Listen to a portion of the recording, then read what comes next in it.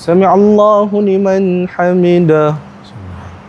Allahumma hdina fi man hadait. Sepertinya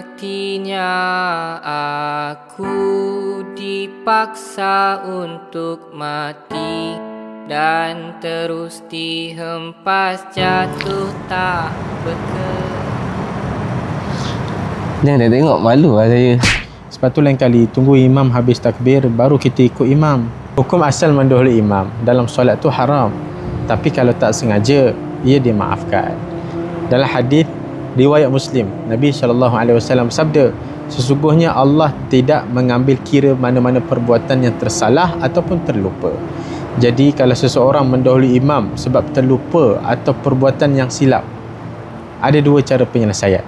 Yang pertama, kekal pada kedudukan yang kita dah buat tu dan tunggu sampai imam sampai pada kedudukan yang sama. Bila imam dah sampai, baru teruskan ikut imam pada pergerakan yang seterusnya. Oh, kalau macam tu tak perlu patah balik lah kan? Betul tu. Tapi kalau sempat dan tak mengganggu solat, boleh pakai cara yang kedua.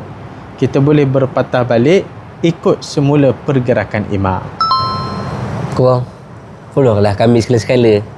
Jom infak masjid 5 bilion pun tak apa. Tekan link di bio.